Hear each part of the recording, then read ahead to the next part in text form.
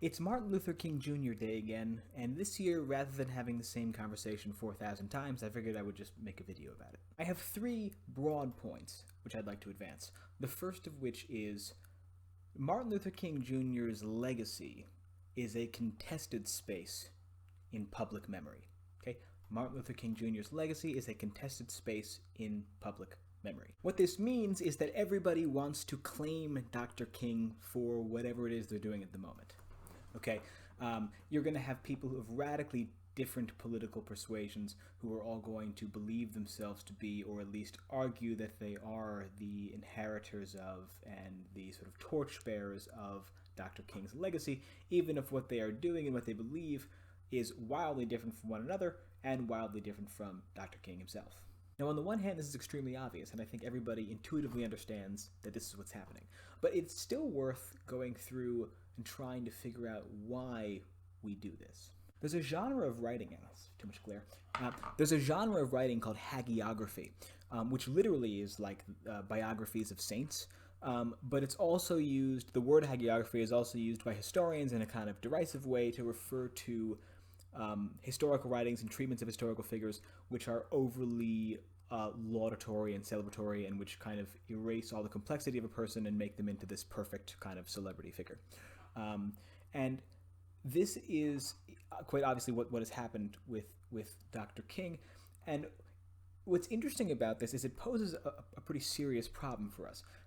In a recent double biography of Dr. King and Malcolm X, the historian Peniel Joseph described Dr. King as one of the founding fathers of post-war American democracy. One of the founding fathers of post-war American democracy. And I think this is a really apt description because King, like the founding fathers and like the framers of the Constitution, is someone who is held up as kind of a secular saint in American society. And the reason why this is problematic is because when you have someone who's been sanctified after their death, in essence, people just want to claim them not so that they can understand better what this person was actually about, what they actually stood for, what their political projects were, or whatever. But you claim a saint because a saint has inherent sort of validating value, legitimizing value for whatever it is that you stand for, whatever your political project is, whatever you're doing. So we see this with Dr. King, where the reason why everybody wants to claim him and say, well, King would have believed this or King would have wanted this, is because that's what you want. That's what you're trying to do. That's your assertion. And by taking a sanctified figure and saying, well, I fit in, my project or my beliefs fit into this legacy of this sanctified person, this saintly person, it legitimizes your position. Now, it's worth clarifying that, King, the historical figure, obviously did have, a philosophy and a kind of, theology and actually does have, a series of legacies, which, the many people who claim his legacy, are doing so correctly, right? But the point is, so I don't want to imply that it's it's all a wash. As soon as a person's sanctified, you can't invoke them or anything. I think that's not exactly the point. But it's more so that it's worth us being vigilant about the ways that we invoke Dr. King's memory, and bearing in mind the fact that it's not always the case that somebody who is invoking King is doing so, fully in good faith, right?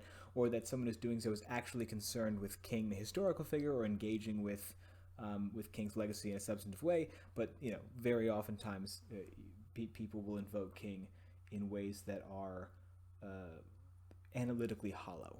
Now, we can find examples that are more or less egregious in this way. I mean, perhaps one of the ones that sticks out in my mind is that 2 years ago there was a car advertisement, video advertisement, that included some of the language from the Drum Major Instinct speech, and it's just funny because if you read further, they had quotes this one little section of the speech, but of course what it doesn't quote is the section of the speech that says, "Now the presence of this instinct explains why we are so often taken by advertisers, those gentlemen of massive verbal persuasion, and they have a way of saying things to you that kind of gets you into buying. In order to be a man of distinction, you must drink this whiskey. In order to make your neighbors envious, you must drive this type of car."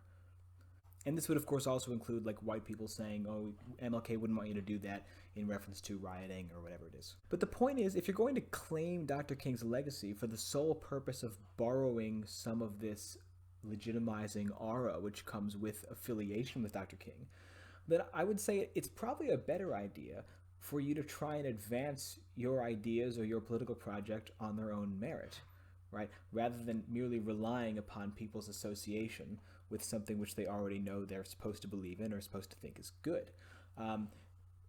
Not only is this a more honest way of doing it, but again, like, if you're only appropriating the memory of Dr. King in order to make an argument, in order to make a point, then you're not actually engaging with the man's legacy or with his ideas or anything else.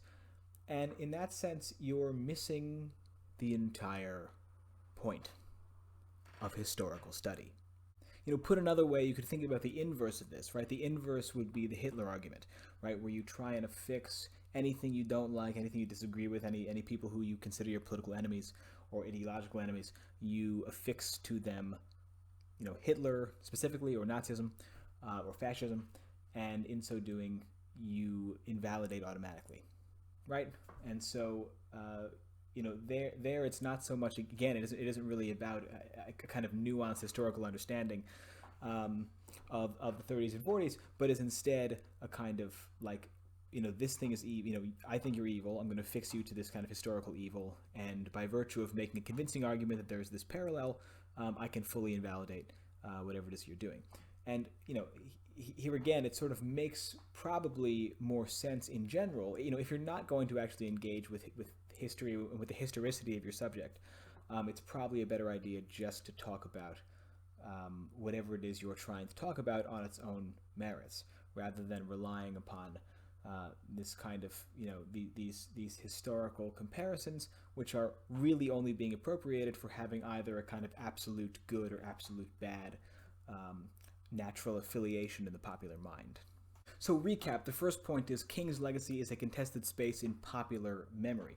My second point is that King's legacy is a contested space in the historiography of the Black Freedom Movement, okay?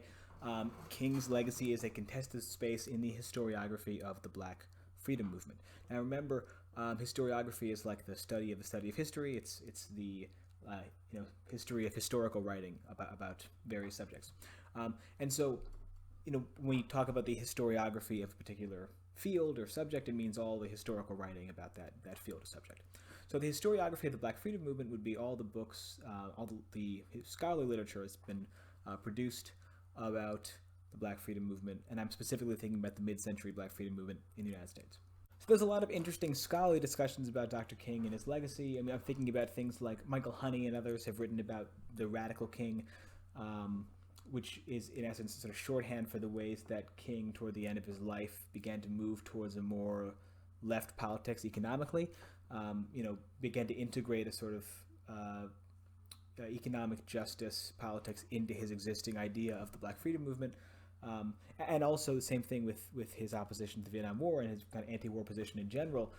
You know, as he aged, he came to see empire and capitalism kind of as these larger issues which had domestic manifestations in the United States as well as these manifestations abroad, but which in some ways constituted like large systematic obstacles to his vision for Black freedom. You also have a lot of interesting attempts to juxtapose King with other people, obviously, like, you know, with figures traditionally considered more radical, like Malcolm X or Stokely Carmichael, and there's been a lot of interesting writing that sort of questions the extent to which these different characters actually represent like quite radically different positions, at least, you know, toward the end of their lives. You know, the ways that they actually had a lot of overlap in their thought, again, in particular as they aged. There's also been interesting work juxtaposing Dr. King and Ella Baker, right, and the ways that they had these different kinds of ideas about grassroots organizing, and Ella Baker's kind of distaste for the charismatic preacher-centered way of movement building, movement work, which, you know, King obviously embodied. And there's also been works, I'm thinking about like Danielle McGuire's a book from a few years back where she talks a lot about the Montgomery bus boycott, and she kind of sets King aside, right? She sort of like moves him out of the spotlight so that she can highlight a lot of other people who are considered sort of peripheral, but who are actually really important movement characters. So there's that happening as well. And all these different works are engaging with King's legacy in really like enriching and interesting ways. And there's also, of course, been many great scholarly treatments of the question of violent self-defense and the sort of role strategically and tactically of violence in the Black freedom movement in general. And even if those works don't always focus on Dr. King, they kind of unfold in his shadow. And there's also, speaking of violence, thinking about state violence, there's also great works that deal with, the FBI and COINTELPRO and the kind of surveillance and police state, and the ways that this interacts with Dr. King. Many people find surprising. For example, the FBI at one point, having documented his marital infidelities, some of them, the FBI sent him a letter, sent Dr. King a letter urging that he commit suicide, and threatening that if he didn't, they would sort of release this information as a way of trying to tarnish his reputation. And thinking about episodes like that and the kind of really egregious, intense, horrifying ways that the national security state attempted to undermine King personally and to disrupt and dismantle this project that he was building, this of the Black freedom movement, really helps us to better understand a lot of what's going on today, right? And so, this kind of scholarly work, which is engaging with King's legacy in all these ways, is of course extremely valuable. If we can acknowledge that, on the one hand, Dr. King's legacy is contested in the sort of public memory, and it's also contested among scholars, although I would say in more substantive ways. I think my third point then would be it's important for us to be mindful of and self-critical about how we invoke Dr. King, okay, how we deploy his memory, and the ways in which we try and claim him or claim his memory or whatever it is. Because there's ways to do this that are useful and substantive and generative, and there's ways to do this which are really quite damaging, I think. So, for example, on the question of economic justice, you could pretty easily just have someone who, for example, is a socialist, just come out and say, oh, well, King's in my camp or whatever. And that might be useful in a particular context for a particular person. Probably more interesting and more important in the long run would be engaging in a kind of more substantive discussion about how economic justice is tied to racial justice, and the ways that these two projects are actually quite difficult to disentangle from one another if you kind of walk them back to their roots. In that case, you can draw on Dr. King's writings and his speeches, and point to ways that his legacy helps us to clarify this connection. And of course, one could take someone to task about that if you wanted to, but if you were doing this in a way where you're drawing on Dr. King's works to try and flesh out this discussion about this philosophical point, I think that could actually be really interesting. Similarly, Dr. King's writings about violence, in particular his writings about riots, are illuminating, and they're nuanced, and they are historically grounded, right? All of his works, of course, are responding to particular historical conditions, and this is kind of the other thing. There's a lot to learn from reading about Dr. King's approach to nonviolence, to tactical nonviolence versus philosophical nonviolence, to the question of self-defense versus revolutionary violence, which of course are quite different things, and he acknowledged that fully very early on. But I think having those conversations and grounding them in the history, right? It wasn't like Dr. King would make a speech in the 50s and then it would be a kind of treatise for all time. He said and did things in a particular context in response to particular antecedents that were more immediate. You have to familiarize yourself with the kind of events of that era to understand what at any given moment he was talking about. right? And if you do that, if you locate the particular insights that we can get out of King's works in the historical context from which they arose, there's a lot for us to learn, and there's a lot to talk about. And it's not necessarily all unambiguous, right? I mean, there are some interesting kind of ambiguities which we can sit in, and those can be some of the most generative spots. But it's difficult, if not impossible, to get anything really useful out of the legacy of somebody like King if we're going to, for example, dehistoricize him and just take some of his words and say, oh well, this set of words completely out of context has this particular kind of message, and and again, appropriating that just for your use to advance an argument you were already trying to make.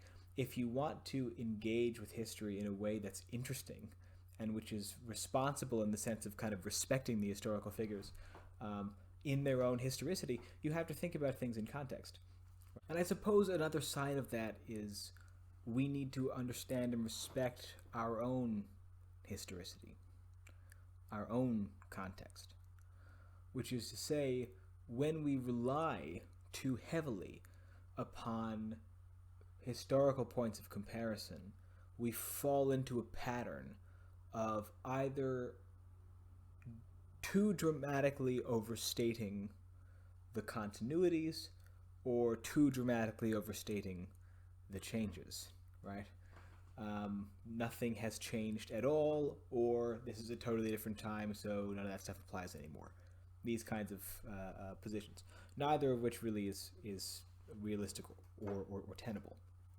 In conclusion, as we navigate through a moment defined by struggles over racial justice and economic justice, state violence, vigilante violence, surveillance state, the rest of it,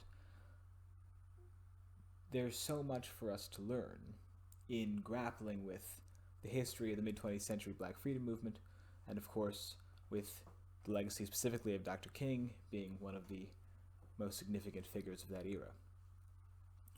And I would encourage everybody to try and do their best to make meaningful use out of the legacies which we inherit. And rather than merely utilizing historical figures as props and as kind of, as moral props, more or less, in order to advance a point, I would hope that we can try and draw on some of this historical material, the historical material of the legacies of people like Dr. King, in order to generate new creative ways for how to respond to our present. Okay, to develop an understanding, historically grounded understanding of the legacies of, for example, Dr. King, but to take that and to translate it through a clear understanding of what's happening in our present in order to craft creative solutions or creative ways of being or creative modes of action or whatever it is in order to address our present circumstances. This is, in essence, the use of historical study. And I think if we do that and we avoid using historical figures merely as props, we'll be all the better for it. I think I'll leave it at that. Thanks very much for watching.